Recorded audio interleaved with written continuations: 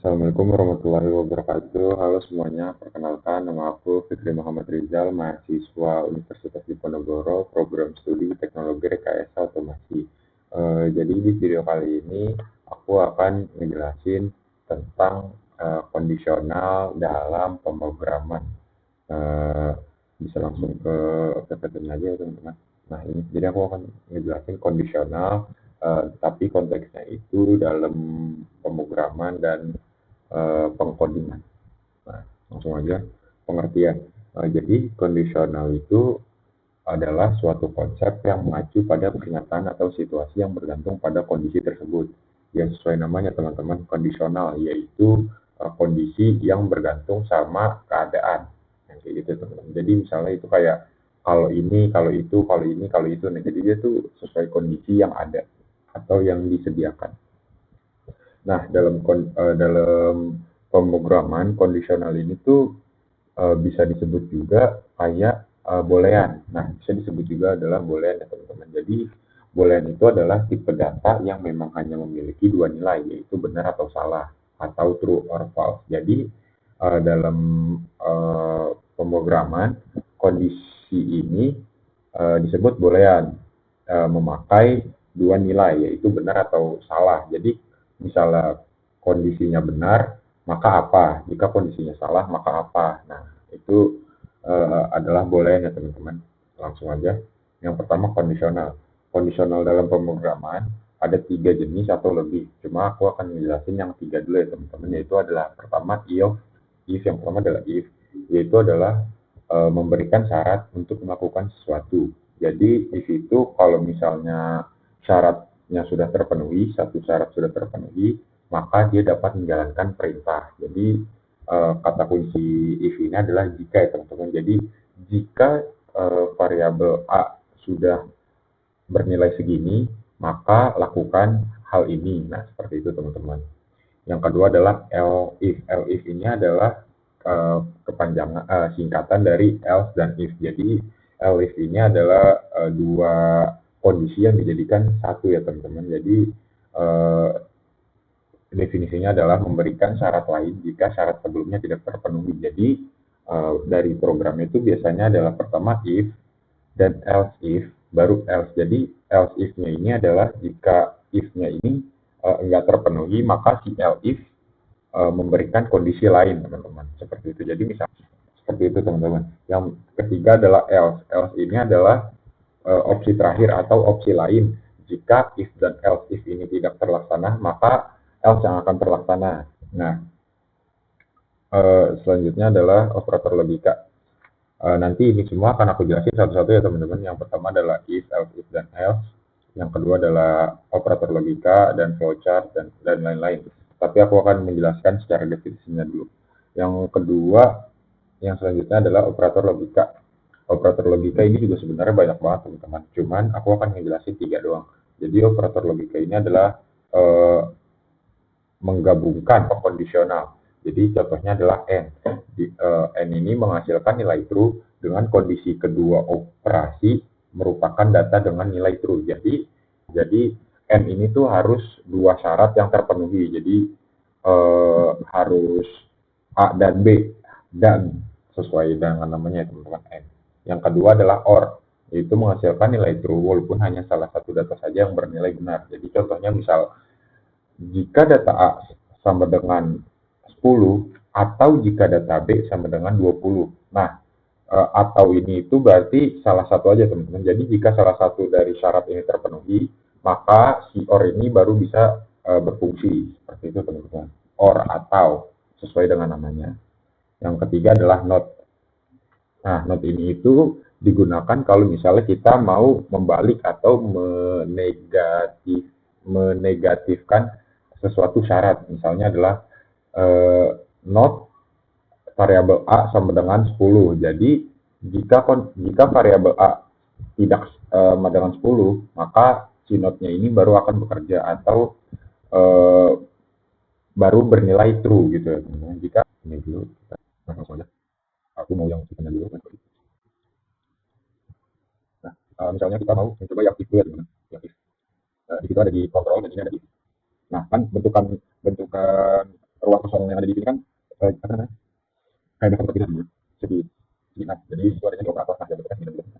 Jadi pertama mungkin kita akan set variabel dulu. Misalnya kita bikin variabel baru itu adalah jumlah siswa. Nah, kita bikin variabel jumlah siswa dan kita mau set jumlah siswa menjadi misalnya 30 ya. Nah, kita bikin di sini, kita bikin permisalan jika jumlah siswanya adalah 35 sama dengan 30. Kita bisa bikin di sini, kita bisa bikin di sini, dan kita bikin 35. Nah, ini jika jumlah siswa sama dengan 35, maka nah ini akan diberi perintah. Perintahnya misalnya kita bilang eh, terlalu banyak, terlalu banyak. Nah, misal kita ya, dia akan langsung bilang terlalu banyak. Dia nggak akan bilang apa-apa karena jumlah siswanya ini 35, jumlah siswa di sekolah itu kan 30, tapi di sini adalah 35, maka dia nggak akan terjadi apa-apa. Kita akan bikin jika ini tidak terjadi, maka dia akan berkata tidak sesuai. Nah, kita adiran, dia akan bilang tidak sesuai teman-teman. Tapi terlalu banyak, habis itu baru tidak sesuai. Nah, jadi dia akan ngomong yang ini dulu, variabel yang ini dulu, dia akan menjelaskan if dulu, baru dia akan ke program selanjutnya. Jika if tidak terpenuhi, maka dia akan langsung ke perintah atau program yang ini ya teman-teman. Misal kita ganti lagi jadi 20 karena ini tidak sesuai, karena ini tidak terpenuhi if-nya, maka dia akan langsung melanjut ke program yang wait dan say tidak sesuai teman-teman. Wait dan say tidak sesuai. Nah, seperti itu ya teman-teman. Selanjutnya saya akan menjelaskan yang else if. Nah, yang else if ini jadi dia kayak gini teman-teman. Kita pisah dulu, kita pisah. Nah, kita pisah. Nah, jadi else if itu adalah kan aku bilang if jika else if itu adalah jika perintah pertama tidak terpenuhi, maka dia akan lanjut ke perintah kedua, yaitu kita taruh if lagi di sini. Nah, jadi dia kayak gini teman-teman. If yang pertama tidak terpenuhi, maka if yang kedua apa gitu. Sudah, kita pakai yang sudah. Nah, kalau misalnya kita pakai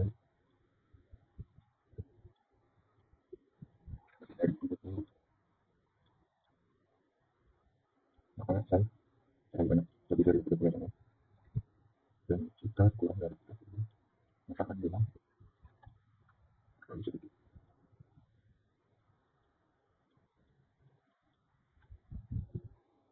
Terlalu.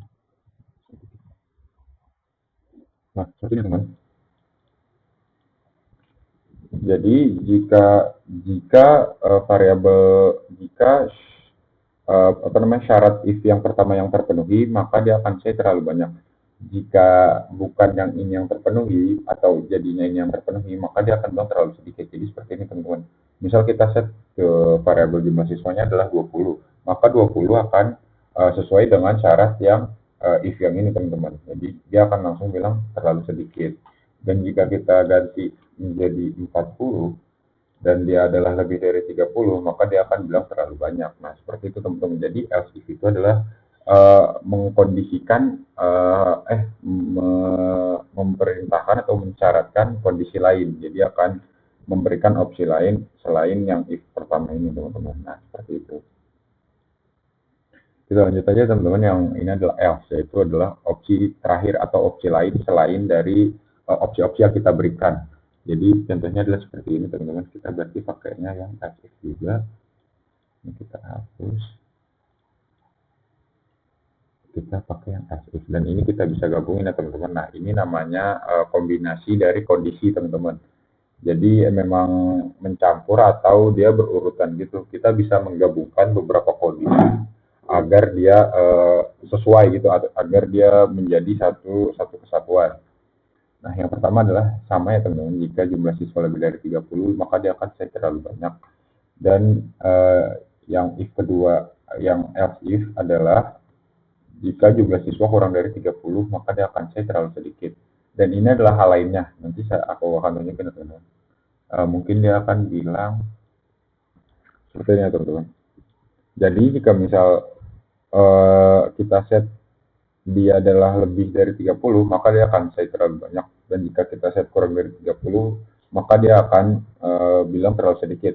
Karena kurang dari 30 dan lebih dari 30 variabel atau opsi lainnya adalah 30, berarti ketika kita menjadikan variabel jumlah siswa ini menjadi 30, maka dia akan berkata pas, teman-teman, karena ini adalah kondisi lain. Nanti aku akan nunjukin kondisi yang lebih banyak. Nah, kita langsung aja, teman-teman. Ini 40 dia akan saya terlalu banyak. Pas, 15 pas. Nah, dan seterusnya, teman-teman. Jadi dia itu adalah opsi lain. Nah, sebelum itu aku mau nunjukin dulu nih, teman-teman. Yang booleannya, yaitu adalah 0, 1, true, dan false. Nah, jadi teman, karena si jumlah siswanya udah kita set menjadi 50 dan 50 sama dengan 50. Jadi dia true, teman-teman. Jadi dia benar. Seperti itu ya, teman-teman. Selanjutnya aku akan menjelaskan yang operator logika, teman-teman. Jadi yang operator logika itu adalah yang pertama aku jelasin adalah dan. Dan itu ada di sini, teman-teman. Dan ini adalah or, dan ini adalah not. Yang pertama kita akan gunain yang dan ya, teman-teman. Ini kita bisa taruh dulu. Dan misalnya kita menggunakan jika, itu kita harus menambahkan variabel lain. Misalnya kita membuat variabel jumlah, kita harus menggabungkan ini, kita harus menggabungkan dua ini menggunakan underscore, string, atau lain-lain. Supaya kita harus menggabungkan. Nah, misalnya kita set jumlah kelas adalah 5 dan jumlah siswanya adalah 10. Nah, kita mau membuat misalnya kondisi yang mana jika jumlah kelas dan jumlah siswa seperti itu. Nah, kita pakai ini, teman. Nah, kita sama dengan aja. Jika jumlah kelas sama dengan 5 dan jumlah siswa sama dengan 10, nah, kita bisa masukkan. Dan jika jumlah siswa sama dengan 10 dan jumlah kelas sama dengan 5, maka kita akan bilang bagus. Bagus. Nah, ini dan jika opsi lain, kita tidak, dia akan menunggu 2 detik. 2 detik. Dan yang kurang. Jadi, dan ini kan aku bilang adalah fungsi atau syarat yang akan bekerja jika dua variabelnya itu bekerja atau sama-sama benar atau sama-sama true, maka dia baru akan bisa bekerja. Jadi seperti itu kita bicara. Nah, kita bicara ini di sini kurang karena ada sebenarnya, teman, ini perlu belajar. Ini kita ganti 15. Nah, oke, ini harusnya benar. Dia akan bilang bagus dan dia akan bilang kurang. Jadi sini apa namanya terlaksana karena jumlah siswanya kan dengan 10. Kalau misalnya kita pencet di sini turun semuanya. Karena memang benar kan jumlah siswa dengan 10 dan jumlah kelasnya kita klik adalah true juga karena benar jumlah kelasnya dengan 5. Kalau misalnya kita ganti dengan 1, misalnya kita jumlah siswanya kita ganti jadi 20. Kali ini sesuai dengan perkiraan. Dia itu nggak akan bekerja yang bagus ini. Dia akan langsung ke yang weight dan saya kurang. Karena jika kita klik yang jumlah siswanya ini itu pas, teman-teman. Nah, jika pas dan true, maka pas dan true dalam kondisi n ada. Jadi suatu variabel adalah pas dan satu variabel adalah true, itu nggak akan bekerja karena apa namanya prinsip dari n adalah jika dua variabel sama-sama benar sama true. Seperti itu, teman-teman. Nah, cara orang jelasinnya or atau or ya atas benar. Kita menggunakan sama dengan lagi, teman-teman. Variabel benar. Nah, kalau or ini itu atau ya, jadi hanya salah satu variabel yang true, maka dia akan true. Tapi jika dua-duanya true, juga dia tetap akan true karena dua-duanya terpenuhi, maka dia bisa menjalankan fungsinya. Atau salah satu doang, atau salah satu aja yang berfungsi, maka dia juga akan tetap bekerja. Jadi sebenarnya or ini untuk syarat, jika salah satu syarat yang terpenuhi aja, teman-teman. Kalau misalnya dua-duanya yang terpenuhi, biasanya kita gunakannya n atau dan. Cuma or ini juga bisa untuk dua variabel yang sama-sama bernilai true. Misalnya kita juga di kelas, di sini misalnya adalah 6 ya, teman-teman. Nah, di sini adalah 20. Nah, kan di sini kalau kita run atau kita sudah set si jumlah siswa dan jumlah kelas menjadi variabel ini, dia itu akan false yang ini, teman-teman, karena jumlah kelasnya tidak sama dengan 6. Jumlah kelas yang kita set adalah 5 dan variabel dan kondisi yang kita bikin adalah jumlah kelas sama dengan 6. Maka ini akan false dan ini karena ini tidak sesuai juga, makanya sama-sama akan false dan pas ketemu false di or itu dia akan tetap menjadi false, teman-teman. Akan tetap tidak berjalan. Maka dia akan langsung kembali dan saya kurang. Nah, teman-teman, jika kita set salah satunya benar, misalnya jumlah kelas kita set 6. Nah, ini kan jadinya benar ya, teman-teman. Ini belum true karena belum di run, karena belum di klik berangkatnya. Maka dia akan tetap menjadi 5. Saat kita pencet berangkat, maka dia akan baru berubah jadi 6. Nah, kita lihat, teman-teman. Nah, ini akan saya bagus karena sekarang dia akan menjadi true walaupun dia menjadi false karena prinsip or adalah salah satu atau kedua variabel berfungsi, maka dia akan tetap berjalan, teman-teman. Jadi kalau kita melihat di tabel kebenaran, or itu akan jadi jika k kosong dan b1 maka hasilnya adalah 1. Jika k 1 dan b1 maka hasilnya 1. Seperti itu, teman-teman. Intinya adalah jika variabel atas semuanya bernilai true, maka hasilnya akan bernilai true. Kita cek lagi, teman-teman, di sini akan langsung bagus. Dan jika keduanya benar, kita cek misalnya di sini adalah 30. Nah, ini udah kasih menjadi 30 dan 6. Kita lihat di sini, dia di sini akan true dan di sini akan true juga, teman-teman. Jika true dan true bertemu di or, maka hasilnya akan tetap 1 atau true ya, teman-teman. Dan dia akan jadi bagus. Seperti itu, teman-teman. Selanjutnya adalah aku akan jelasin yang not ya, teman-teman. Kita saja kita pakai yang not. Nah, not ini yang tadi aku bilang adalah perbalikan atau membalikan kondisi atau nilai dari suatu kondisi. Jadi misalnya kita bikin ini not variabel jumlah kelas, misalnya salah satunya aja, teman-teman. Kita taruh di sini. Dan ini dah pas ya, teman-teman, kalau kita run. Ini kan fase, ini kan fase teman-teman. Ini kan fase teman-teman. Ini fase. Nah, kalau misalnya kita masukin ke not, itu jadi itu teman-teman karena perbaikan dari fase atau mengembalikan fakta dari suatu kondisi itu prinsip not teman-teman. Jadi kalau misalnya kita taruh di sini, jika not di fase dengan 50 berarti jumlah fase dengan 50 kan fase teman-teman. Dan dimasukin ke not jadi dia memberikan value atau nilai si not itu sendiri. Dia akan bekerja atau dia akan menjalankan perintah yang yang akan bagus. Tapi kalau misalnya kita ubah menjadi benar, ini kan jumlah kelasnya adalah 6, kita ubah 6, dia akan langsung ke buat dosekan dan kurang karena jumlah kelas kebetulan kan adalah real atau adalah true atau benar karena di note dia akan menjadi salah teman-teman. Nah dia akan mendosekan dan kurang. Jadi note ini kembalikan suatu nilai menjadi nilai lainnya. Jadi pertama, jadi yang misal awalnya adalah true karena note atau kita pasang logika note maka dia akan jadi false. Nah seperti itu teman-teman. Oke teman-teman, ini cukup kondisional dan logika cukup seperti itu dan sekarang aku akan jelasin flowchart. Jadi flowchart itu adalah bagan alur atau diagram yang menampilkan langkah-langkah dan keputusan untuk melakukan sebuah proses dari suatu program. Jadi flowchart itu tuh kalau misalnya kita mau bikin sesuatu, itu tuh kita harus punya flowchart atau diagram alir atau bagan alur. Nah, ini tuh untuk membantu kita bekerja sesuai dengan prosedur teman-teman. Jadi kita pertama harus apa, lalu apa, lalu apa, lalu hasil apa, lalu perintahnya seperti apa, syaratnya seperti apa, jika apa menjadi apa, jika tidak apa menjadi tidak apa. Nah, seperti itu teman-teman. Jadi flowchart ini membantu kita membuat program secara terprosedur atau terstruktur ya. Nah, dalam flowchart ini banyak banget lambang-lambang atau eh, bentuk yang menunjukkan fungsinya teman-teman. Nah, yang pertama adalah flow. Jadi ini kan banyak banget. Aku mungkin akan jelasin yang paling umum aja ya teman-teman. Yang pertama adalah flow. Nah, flow ini itu menunjukkan pergerakan atau alur dari suatu flowchart ini teman-teman. Nah, yang selanjutnya adalah terminator. Terminator ini bentuknya itu seperti lonjong gitu teman-teman, oval. Nah, terminator itu adalah simbol yang menyatakan awal atau akhir dari suatu program. Jadi ketika kita ingin memulai program atau kita mengakhiri program, kita itu menggunakan terminator ya teman-teman. Tapi kita bedain terminator start dan terminator end. Itu dengan kita menulis di dalam terminatornya itu sendiri. Yang kedua adalah proses. Proses ini menyatakan suatu proses yang akan dijalankan oleh komputer. Jadi proses ini itu kayak hasil gitu teman-teman. Jadi ketika kita naruh si proses ini, nah ini adalah hasil yang akan terjadi gitu teman-teman. Dan ketiga adalah yang selanjutnya adalah decision, yaitu simbol yang menunjukkan kondisi tertentu yang akan menghasilkan dua kemungkinan. Nah, jadi di decision ini itu kita ngasih kepada program untuk kondisional teman-teman. Jadi jika suatu desisi adalah iya, maka akan terjadi proses apa. Jika desisi adalah tidak, maka akan terjadi proses apa. Seperti itu ya teman-teman. Nah, ini banyak yang lain, cuma sepertinya kurang kurang atau tidak terlalu sering aku pakai. Jadi aku lebih sering pakai yang Terminator, Process Decision, dan Flow ini. Tampilan utama dari si app diagrams.net. Di sini ada bentuk-bentuk yang tadi aku kasih tahu. Di sini ada ukuran-ukuran jika teman-teman mau mengedit atau mengubah. Nah, kita itu pertama bisa file dan new ya teman-teman. Kalau misalnya kita mau membuat gambaran atau membuat flowchart. Misalnya kita gambar dasar. Kita langsung aja dasar. Nah, dia akan ngeload ulang. Kalau misalnya mau langsung juga sebenarnya bisa teman-teman. Jadi dia itu nggak akan ada namanya.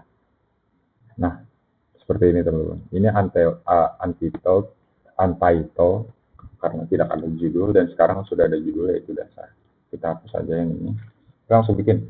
Seperti yang aku bilang tadi teman-teman. Untuk memulai suatu program, untuk memulai suatu flowchart, kita tuh harus menggunakan terminator. Terminator ini yang berbentuk lonjong ya teman-teman. Terminator itu memulai dan mengakhiri suatu program. Jadi pertama kita akan memulai program, selanjutnya kita akan membuat proses, ya, proses, proses lalu akan kita lakukan dengan decision. Dan decision ini akan ada dua hasil atau dua proses. Nah, lihat ini teman. Kita akan untuk membuat apa namanya tanda panahnya kita bisa pencet aja, kita bisa arahin ke akhir kita di yang kita mau. Kita di sini ada tanda panas, bisa kita klik panas. Nah, dia akan masuk ke sini dan dia akan ikutin mau kemana aja sih apa namanya lambang atau bentuk istilahnya. Kita lanjut gini dan kita tarik sini. Jadi dia akan misalnya ini adalah tidak kita gitu. Kita mulai yang pertama misalnya adalah oke, selamat datang. Nah, yang kedua mungkin kita akan membuat input seperti misalnya adalah apakah anda senang.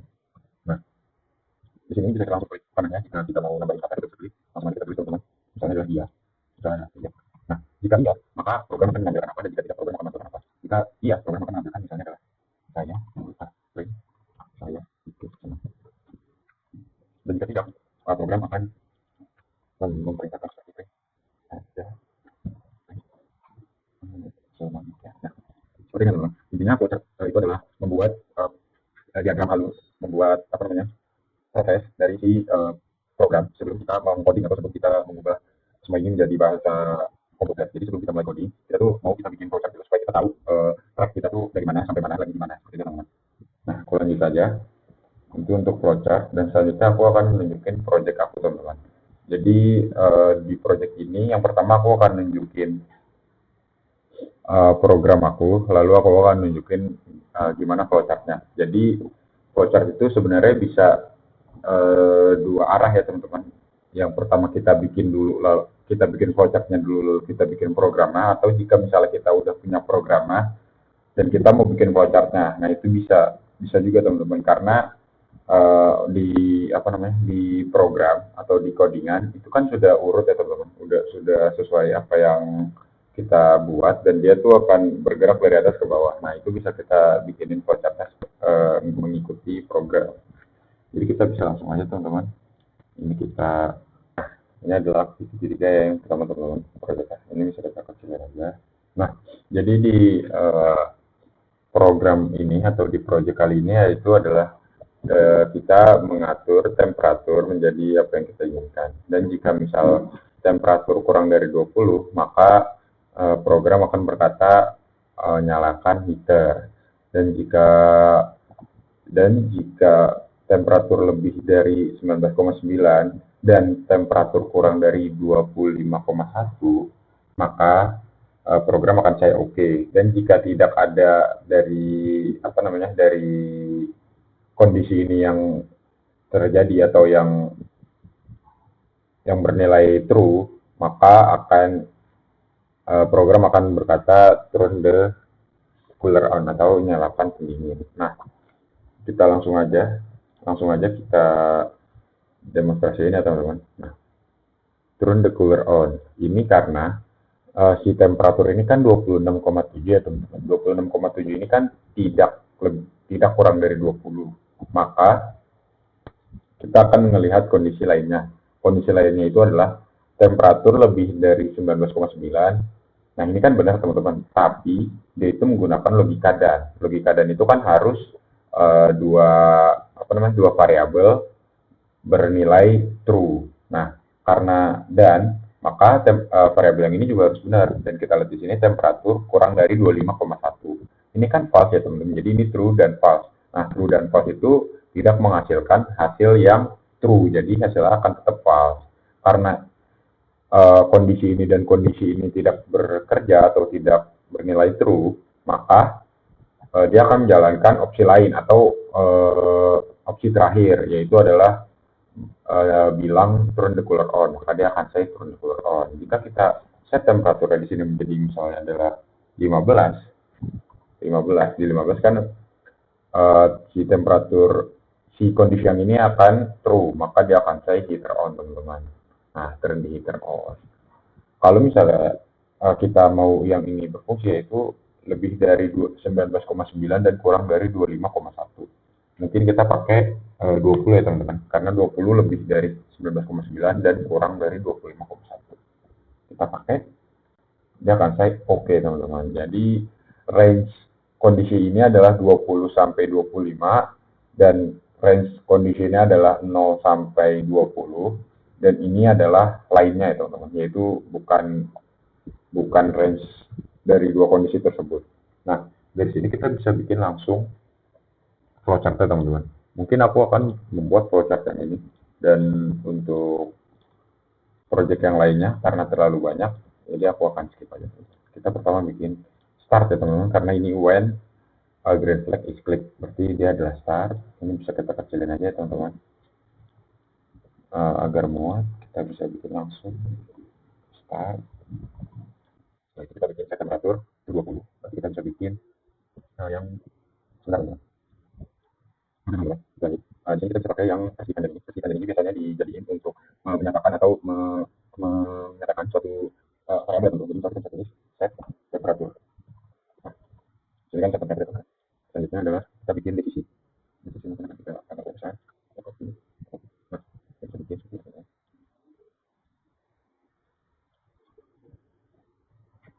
Nah, udah ya. Dan hasil dari ini kita bikin dulu set temperatur. Nah, dan ini kita bikin adalah temperatur kurang dari 50, kurang dari 20. Temperatur kurang dari 20. Jika iya apa, jika tidak apa. Jika tidak, kan misalnya mau membuat kondisi lain apa, kondisi lain kita akan buat, kondisi lainnya adalah temperatur lebih dari 19,9 dan kurang dari 25%. Lebih dari 19,9 dan kurang dari 25,1. 25,1. Nah, kita adalah nah, kita buat lagi pemikiran lainnya. Itu kan berarti yang ini kan range 0 sampai 19, yang ini range 20 sampai 25, berarti yang ini range-nya adalah 26, lebih dari 25. Ya, kita bikin proses kita bikin proses bentuk ini, proses bentuk ini, dan proses bentuk ini. Nah, yang pertama kan jika kita set temperaturnya itu ini adalah jika kita set temperatur sesuai atau kurang dari 20, maka dia akan langsung ke hasil. Kita langsung aja kita pencet sini, kita pencet sini dan kita tarik. Nah, kita bisa draw. Nah, ini berarti kan iya ya teman-teman, atau kita agak pendek sekarang.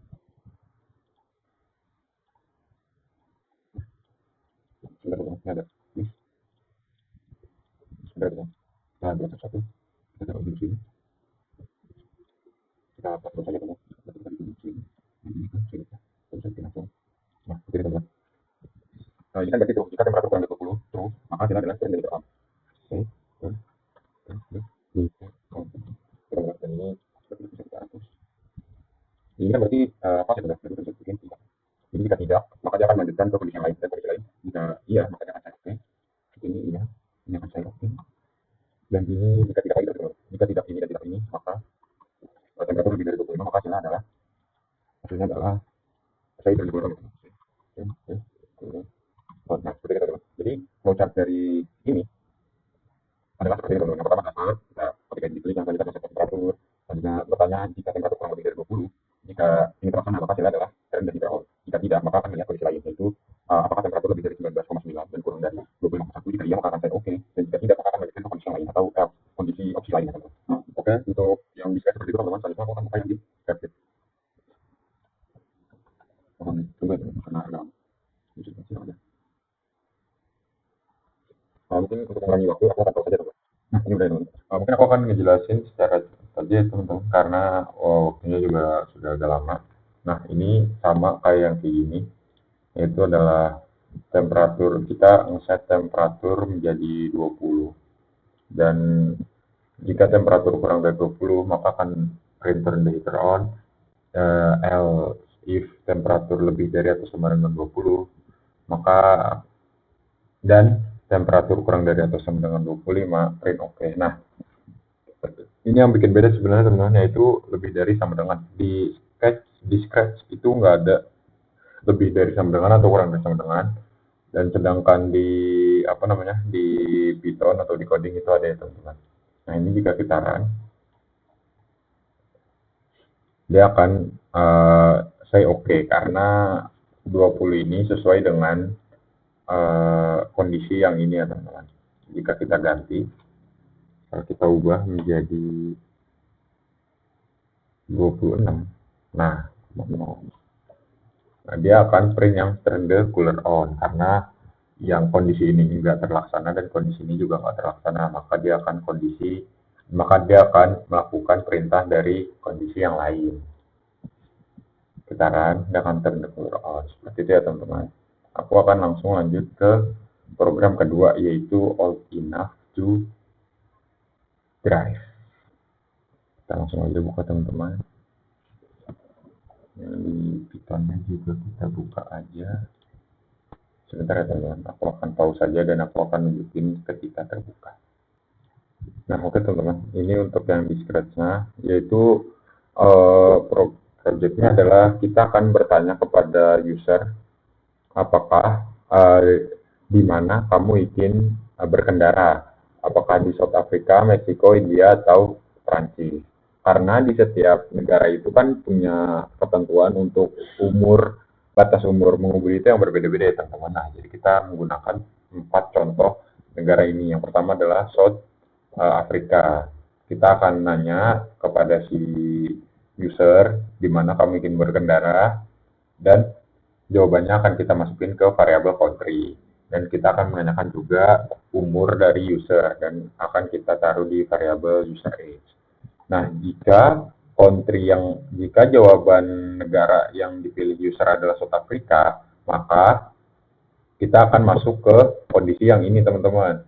Kondisi yang pertama yaitu jika umur user lebih dari 16, maka dia bisa mengendara. Jika tidak atau lainnya, berarti 15, 14, 13, dan selebihnya itu belum bisa. Nah, jika pilihan kedua atau pilihan negaranya adalah Meksiko, maka kita akan masuk ke kondisi yang ini teman-teman. Nah, kondisi yang sampai sini yaitu jika umur user lebih dari 17, maka dia bisa berkendara. Jika hanya lebih dari 15, yaitu berarti 16, dia bisa berkendara namun membutuhkan persetujuan dari orang tua. Dan jika lebih dari 14, bisa berkendara namun perlu pengamatan atau perhatian dari orang tua. Jika dari 3 kondisi ini tidak ada yang terpenuhi, maka perintah yang bekerja adalah perintah lainnya, yaitu kamu tidak bisa berkendara. Jadi contohnya adalah 13, 14, 13, 12, 11, dan ke bawah itu akan print you can drive. Dan jika negara yang dipilih adalah India, maka kita akan masuk ke kondisi yang ini, yaitu menanyakan umur. Jika umurnya lebih dari 17, maka bisa berkendara. Jika tidak, maka tidak bisa berkendara. Nah, yang selanjutnya adalah jika memilih negara Prancis, maka kita akan masuk ke kondisi yang ini, yaitu batas umurnya adalah 17, bisa berkendara, dan 14 namun dengan pengamatan. Jika tidak ada dari dua kondisi ini yang terpenuhi, maka tidak bisa berkendara.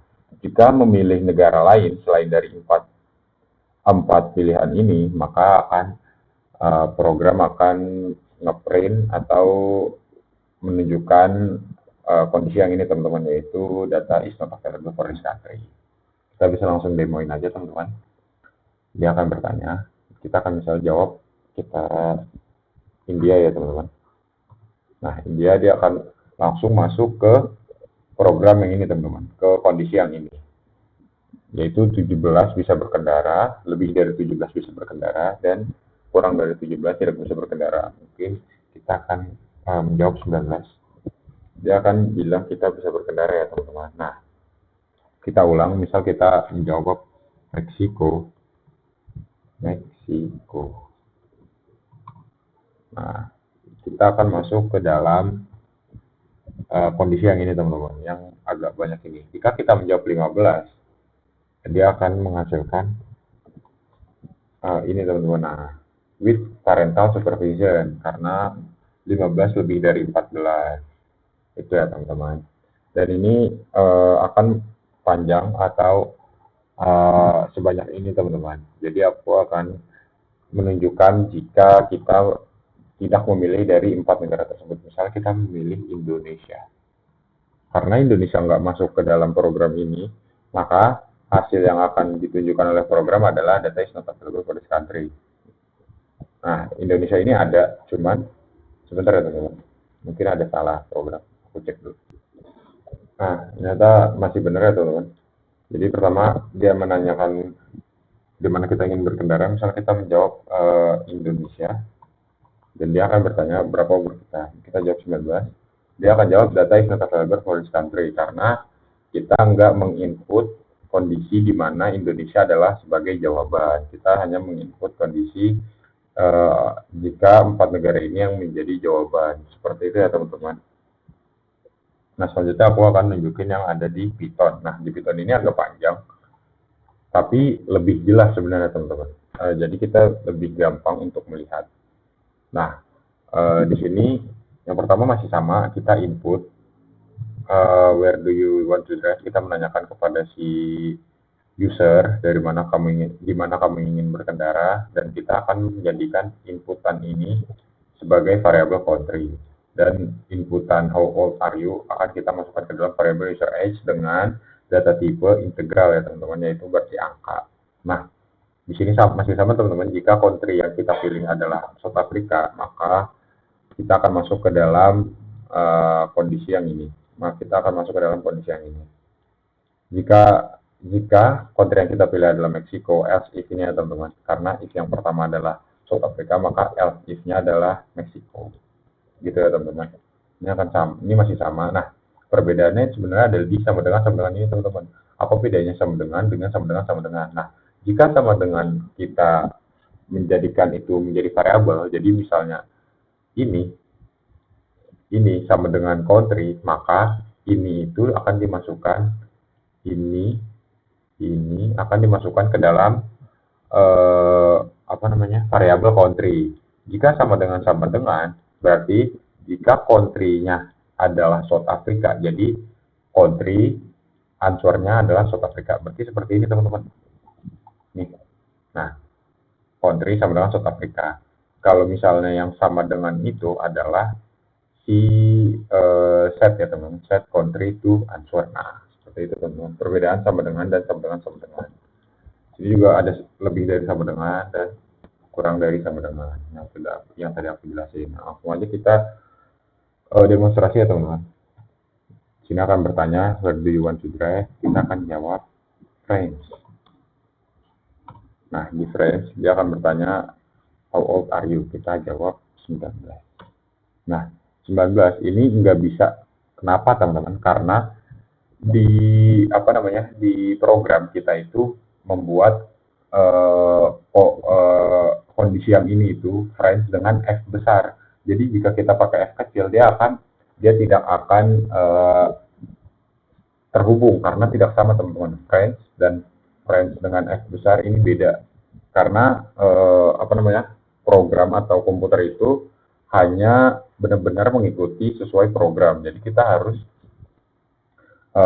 sesuai dengan apa yang diprogram. Jadi kita harus menggunakan huruf besar teman-teman. Nah seperti ini.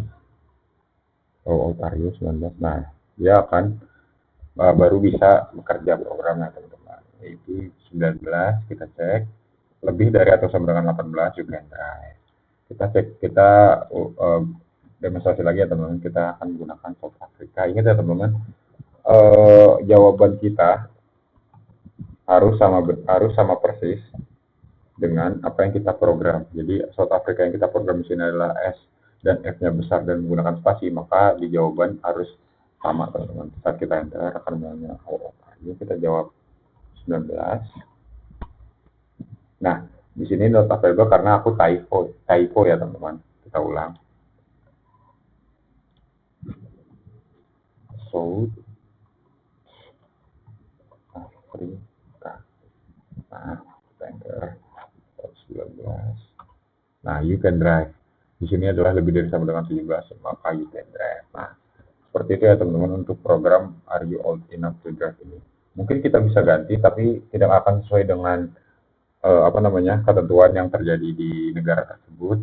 Tapi ini benar-benar sesuai apa yang program saya. Kita cek di sini 19. Sini kita ganti 20, misalnya teman-teman. Ini 15. Nah, seperti ini ya teman-teman. Kita run lagi. Nah, ketika kita jawab 18 untuk South Africa, maka dia akan menjawab you can drive atau kamu tidak bisa berkendara. Kita contohin, aku contohin ya teman-teman. Nah, misalnya kita cari 18, dia akan bilang you can drive, karena 18 tidak sama dengan 19. Seperti itu ya teman-teman. Oke. Aku lanjut ke PPT. Sebentar ya teman-teman, agak loading. Mungkin aku akan pause. Mungkin dari aku segitu aja untuk penjelasan di video kali ini. Kalau misalnya teman-teman ada kurang mengerti atau kurang paham, bisa komen aja, nanti aku akan jelasin atau aku akan buat video berikutnya teman-teman. Sekian dari aku. Apabila ada kesalahan kata dan kesalahan perlakuan, mohon dimaafkan teman-teman. Wabillahi taufiq wal hidayah. Assalamualaikum warahmatullahi wabarakatuh. Sampai jumpa teman-teman.